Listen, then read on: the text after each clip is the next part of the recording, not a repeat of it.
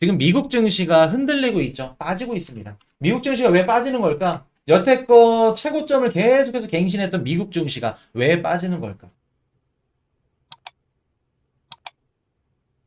벤스 전국구 스타 만든 힐빌리의 노래 다시 아마존 판매 1위. 자, 우리 저번 시간에 미국의 공화당 부통령 대표 벤스 38살 굉장히 38살이면은 나보다 크게 막 차이가 안 나네.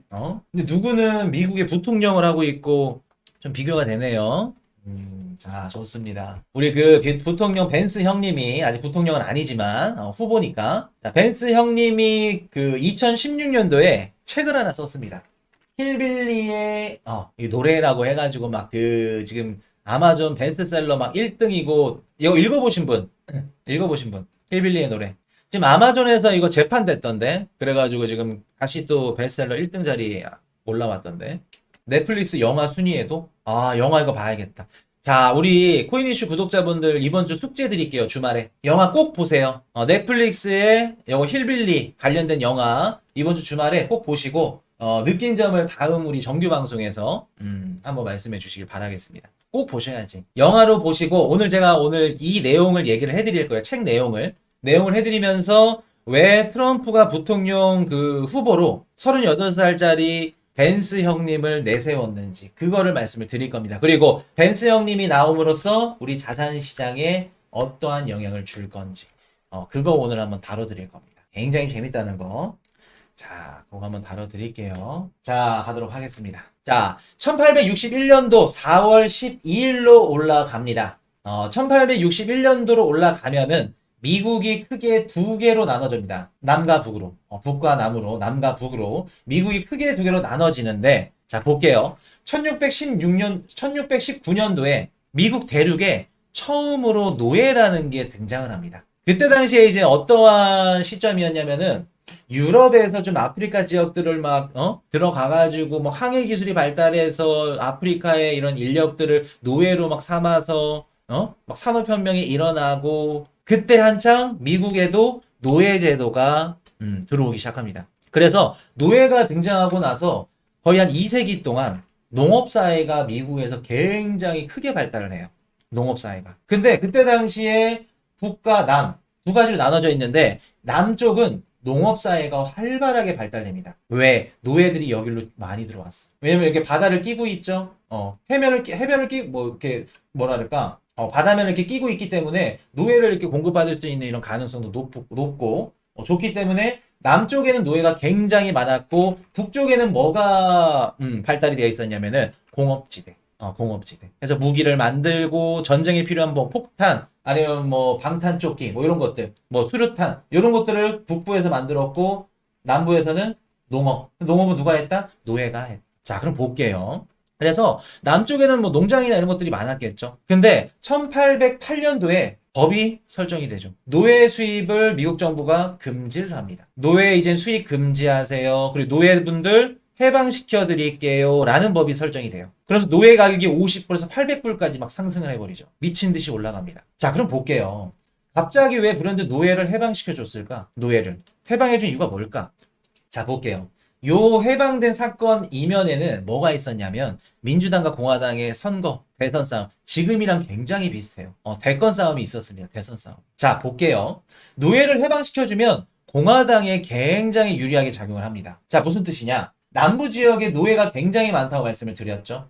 남부 지역에 노예들이 굉장히 많았다고 말씀드렸고, 그래서 만약에 노예가 해방을 해, 노예가 없어져. 그러면 남부 지역의 주민들의 재산 100% 중에 20%가 증발을 합니다. 20% 가까이가 노예를 통해서 재산을 증식시키고 있었어요. 남부는. 왜냐하면 농장도 운영해야 되니까 노예들을 갖고 있었지. 그리고 나서 이전 1808년도 이전까지는 노예 5명당 투표를 한 번 할 수 있었어요. 노예 5명당. 근데 1808년도 요거 노예를 해방하고 난 이후부터는 어떻게 됐다? 노예 1명당 1표를 내세울 수 있죠. 자, 그럼 볼게요. 공화당 측에서 노예를 해방시켜줬어. 그러면 남부 지역에 있는 노예들은 누구를 찍을까? 누구를? 당연히 공화당을 찍을 수밖에 없겠죠. 수많은 노예들이 공화당을 찍어줄 거고, 그러면 남부 텃밭도 공화당이 가져갈 수 있는 거고. 이해되셨나요? 그럼 남부 지역에 있는 뭐 국회의원들이나 여기 정권에 여기에 표를 몰아주고 있는 여기 정치 세력들은 뭐를 잃는 거예요? 갖고 있는 재산, 노예도 잃고, 재산도 잃고, 또 의석수도 잃겠죠. 이러다 보니까 승질이 나는 거예요. 남부 쪽에서. 승질이 나서 11개 주가 어떻게 돼요? 이탈을 하죠. 그러면서 남과 북이 두 개로 나눠져서 미국에서 우리 6.25 전쟁처럼 남과 북이 싸움이 난 게 뭐라 그런다? 1861년도 미국의 남북 전쟁이라고 합니다. 미국의 북남 전쟁, 남부 전쟁 뭐 이렇게 얘기를 해요. 전쟁은 초창기에 이제 누가 일으켰냐면 남부에서 일으켰어요. 야, 너네 그렇게 하면 안 되지, 공화당. 오케이, 알겠어. 싸우자. 전쟁을 일으킵니다. 자, 근데 볼게요. 전쟁을 했는데 누가 유리했을까? 남이 유리했을까? 북부 쪽이 유리했을까? 누가 유리했을까? 당연히 북부가 유리하겠죠. 당연히. 왜냐면 얘네들은 공업단지죠. 총기나 뭐 수류탄, 폭탄 이런 것들이 많아. 그리고 인구수도 남부보다 4배 가까이 많습니다. 전쟁은 남부가 일으켰는데 북부가 당연히 유리해. 거의 무기의 97% 가까이, 100% 가까이가 북부에서 생산이 돼. 그럼 여기 무기도 없어. 자, 근데 초창기 때 누가 이겼어요? 남부가 계속해서 이깁니다. 북부가 남부를 못 이겨요. 남부가 계속해서 승리를 합니다. 가져가요. 그랬더니 북부에서 승질이 나네. 북부가 왜 밀렸냐면은 무기는 많이 만들어. 오케이, 인구수도 많아. 근데 무기를 다룰 줄 아는 사람이 없어. 사용 경험이 없네. 무기가 많으면 뭐해? 총을 쏠 줄을 모르는데. 그래서 계속해서 밀리게 됩니다. 그래서 여기까지 밀리게 됐는데 여기서 반전이 일어나죠. 자, 어디서 반전이 일어났냐? 에팔레치아라는 산맥이 있어요. 에팔레치아 마운틴스 이렇게 보이시죠? 에팔레치아 마운틴스 보시면 남부도 접경에 있고 북부도 접경에 있습니다. 근데 이 에팔레치아의 산맥에 사는 죄송합니다.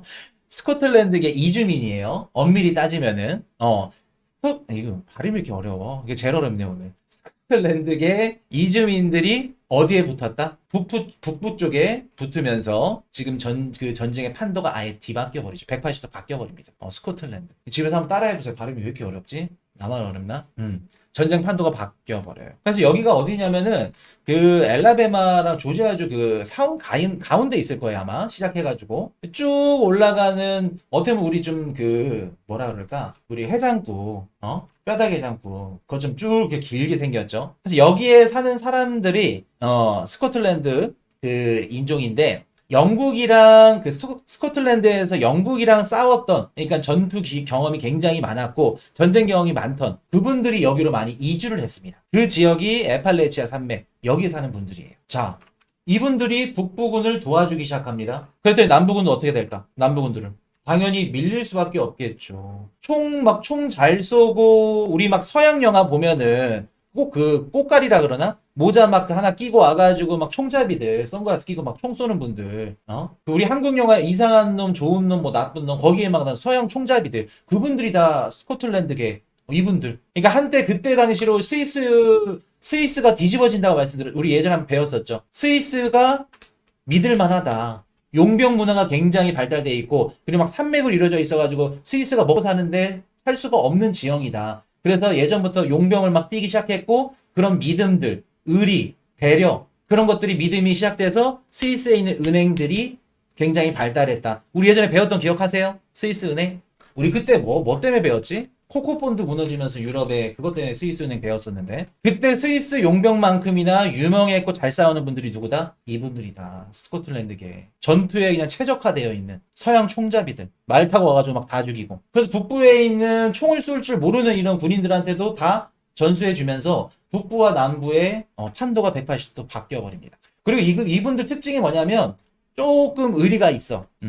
솔직하고, 어떻게 보면 좀 단순하기도 하고 좀 무식하기도 하고 과격하기도 하고. 그래서 남부가 먼저 이렇게 쳐들어왔지 않냐. 먼저 전쟁을 일으켰기 때문에 당연히 북부 너네가 피해자다. 그러면서 도와주기 시작을 했다고 해요. 그러면서 결과적으로 전쟁은 북부가 남부를 이기죠. 승리를 하게 됩니다. 자, 근데 한번 볼게요.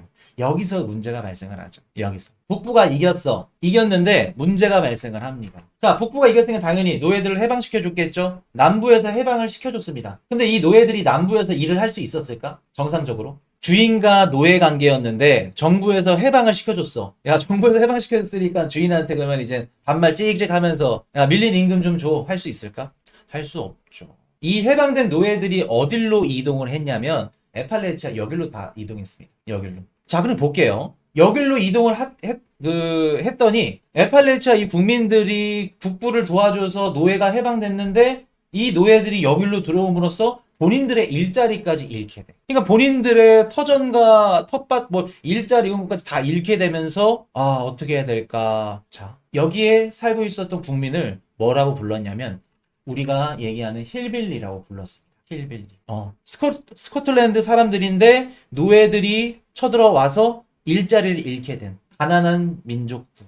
솔직하고 단순하고 무식하고 가격한 스타일이지만 일자리까지 잃어서 그렇게 된 힐빌리라고 불렀습니다. 원래 우리가 지금 힐빌리는 러스벨트 사는 공업지역에 계신 분들, 백인들, 하층민들 그런 걸 의미하는데 원래 의미하는 거는 여기 에팔레치아의 산맥에 사는 국민들, 노예분들 때문에 일자리를 잃게 된 국민들 이분들을 명칭하는 게 힐빌리라 그래요. 이게 지금 더 나아가서 러스벨트의 교육 수준도 높지 않고 뭐 자동차 공장, 뭐 철강 공장 우리가 흔히들 말하는 이제 현장직들, 뭐 새벽에 나와가지고 이제 노가다 뛰고 그런 현장에서 일을 하시는 분들, 그분들을 일컫게 되는 말이 어떻게 된다? 힐빌리라 그러죠. 그래서 원래는 지금은 힐빌리가 러스벨트 그런 공업단지 못 사는 소외된 백인 하층민들 그분들을 얘기를 하는 건데 원래는 요거 스코틀랜드 사람들 요 분들을 부르는 거다.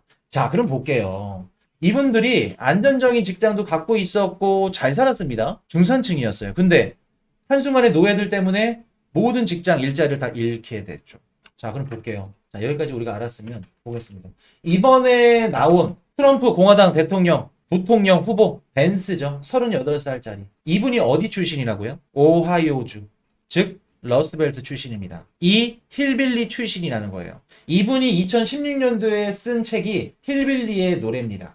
이게 무슨 내용이냐? 본인이 실제로 힐빌리 여기 태어나가지고 엄마가 막 마약하고 엄마 아빠가 막 하루 막 일주일마다 바뀌어. 그리고 막 정부에서 준 이런 뭐라 그럴까 그 급식 카드를 막 콜라로 바꿔. 그러니까 실제로 자기가 겪었고 유년기 때 힘들었던 이런 내용들을 담은 책이 힐빌리의 노래입니다. 이게 2016년도 발간이 됐고 거의 55주?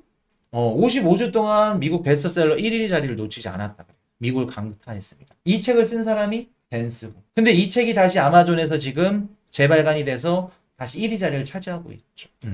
이분이 살았던 곳이 아까 우리 남부 지역이라고 그랬죠?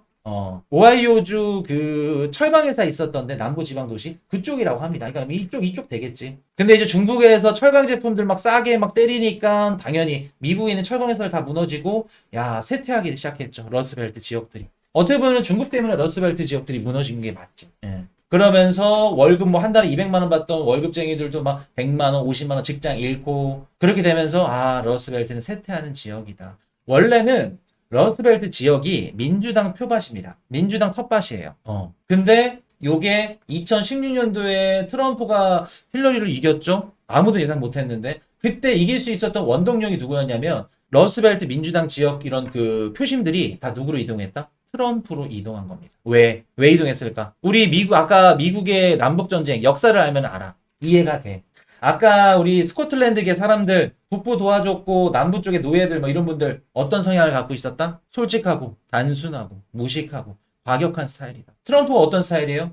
단순하고 과격하죠. 야 러스트벨트 너네 중국 때문에 무너졌지? 중국에 우리 관세 올려줄게. 오케이 알겠어. 우리 그럼 트럼프 찍어줄게. 관세 올려주고 중국 상품들 수출 못하게끔 우리가 살려줄게. 내가 살려주게 해줄게. 러스트벨트 나 찍어줘. 솔직하고 단순하게 밀어붙이니까 먹힌 겁니다.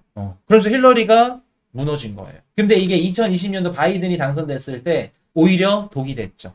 중국을 너무 때리기 시작했고 그 때림으로써 미국에 있는 농민들이 수출을 못하면서 서로 관세 전쟁이 붙으면서 그때는 트럼프가 집니다. 바이든한테. 근데 이번에는 다시 2016년도에 본인을 당선시켜줬던 러스트벨트 표심을 가져오려고 어떻게 했다? 공화당 힐빌리 출신의 38살짜리 벤스 부통령을 내세운 거죠. 이제 이해되셨어요? 왜 트럼프가 부통령 후보로 38살짜리 피레미리 새파른 놈이라면 안 되겠죠?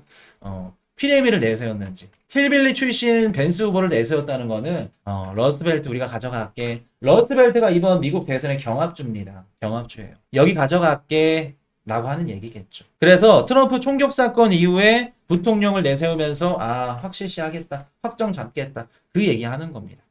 자, 그럼 볼게요. 이제 다시 본론으로 돌아와서 지금 미국 증시가 흔들리고 있죠. 빠지고 있습니다. 미국 증시가 왜 빠지는 걸까? 여태껏 최고점을 계속해서 갱신했던 미국 증시가 왜 빠지는 걸까? 왜 흔들리는 걸까? 지금은 우리 채권, 주식, 코인 시장에 뭐가 가장 큰 영향을 준다? 트럼프 트레이드. 즉 트럼프가 어떠한 정책을 내세우고 있죠? 자국 우선주의, 보호 무역주의. 그러면 트럼프가 당선되면 얘네는 안 좋겠네. 해당되는 뭐 자산이 됐든 뭐 채권이 됐든 종목이 됐든 얘네들은 당연히 흔들릴 수밖에 없겠죠.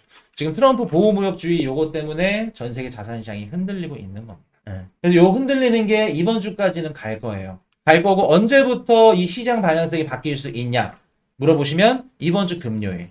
민주당에서 대선 캠프가 이제 일어날 거고 회의가 있을 거고 회의하고 나서 바이든 대통령 후보로 누가 나올지 누가 나옴으로써 트럼프와 지지율 격차를 줄일 수 있을지 그거 보셔야 됩니다.